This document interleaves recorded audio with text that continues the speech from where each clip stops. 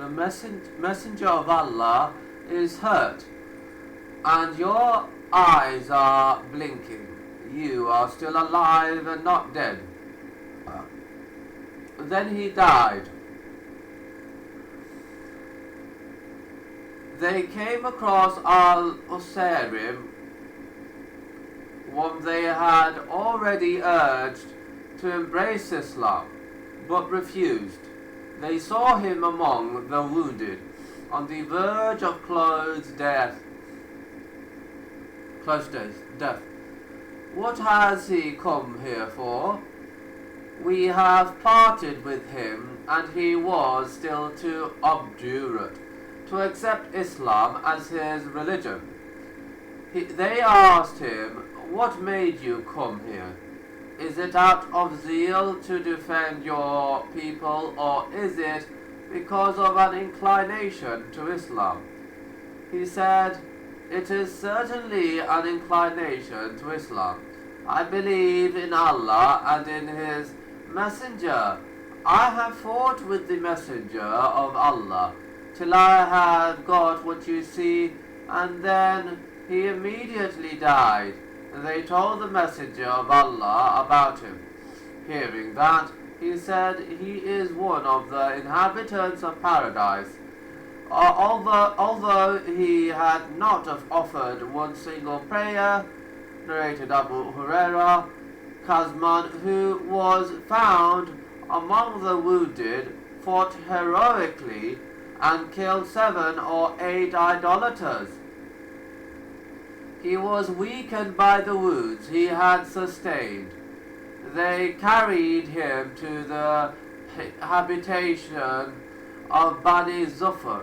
The Muslims gave him glad tidings of the paradise, but he said, "By Allah, I have fought out of zeal to my people. Had it not been for that, I would have never fought."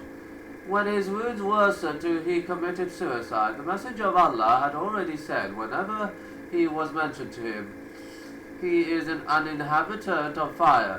This is the end of those who fight for a national cause, or in a way other than that of raising up the word of Allah, though they fought under the banner of Islam, or even in the army of the Messenger of Allah or of his companions. Contrary to Kazman, there was a Jew of Bani among the killed. He said to his people, "O folk, people of Jews, by Allah, you have already known that it is imperative to support Muhammad." They said, "Today is Saturday." He said, "There is no Saturday for you." He took his sword and the war equipped, and said, "If I were killed by property, my property should be put at Muhammad's disposal." Then next morning he kept on fighting till he was killed. The Messenger of Allah said about him, "Is the best Jew. Mukhairik is the best Jew." Burial of the martyrs. The Messenger of Allah supervised the martyrs' burial and said, "I bear witness that anyone who is wounded in the way of Allah, Allah will resurrect him with his wound, bleeding a liquid which is blood-like in color but musk-like in scent." Some of the companions carried their men killed in the war to Medina, but the Messenger of Allah ordered that they should be sent back in order to be buried where they were killed. He ordered that they should not be washed but buried as they were, after stripping them of their armors and leather clothes. He used to bury every 2 or 3 martyrs together in one grave, and even join 2 men in one garment, while saying, "Who is the more learned of the Quran?"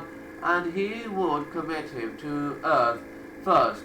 He would say, "I bear witness to those on the day of resurrection." He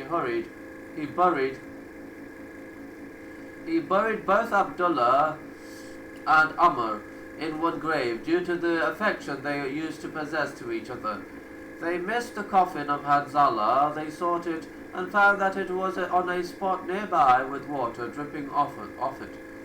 The Messenger of Allah told his companions that the angels were washing him and said, Ask his wife, they asked her, and she confirmed that he had been in a state of ceremonial impurity.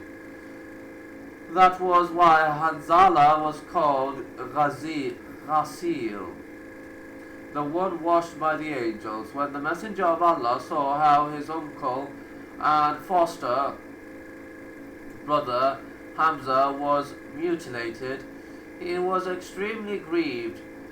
When his aunt Sophia came to see her brother Hamza, the Messenger of Allah ordered her son Az-Zubair to dismiss her in order not to see what happened to her brother. She refused and said, "But why should I go away? I have been informed that they have mutilated him. But so long as it is in the way of Allah, whatever happens to him satisfies us. I say Allah is sufficient, and I will be patient if Allah wills." She approached, looked at him, and supplicated Allah for him, and said, "To Allah we all belong, and to him we will verily return." And she implored Allah to forgive him. Then the Messenger of Allah ordered that he should be buried with Abdullah, who was his nephew, as well as his foster brother. We have never seen the Messenger of Allah weeping so much as he was for Hamza. He directed him towards Al-Qibla. Then he stood at his funeral and sobbed his heart out. The sight of the martyrs was extremely horrible and heartbreaking, describing Hamza's funeral. No shroud long enough was available for Hamza except a white darkish garment. When they covered his head with it, it was too short to cover his feet. Similarly, if they covered his feet, his head would be revealed. Finally, they covered his head with it and put some plant called al-idkhir to cover his feet. Reported that when it was Uhud day and the time that the idolaters returned, the Messenger of Allah said, "Form rows as for prayer, so that I offer thanks and praise to my Lord, the Great and the Almighty." So they stood in rows behind him. Then he said, "O Allah, no one can withhold what you permit or permit what you withhold. No one can guide whom you decrease to go astray or make go astray. The one whom you guide, no one can grant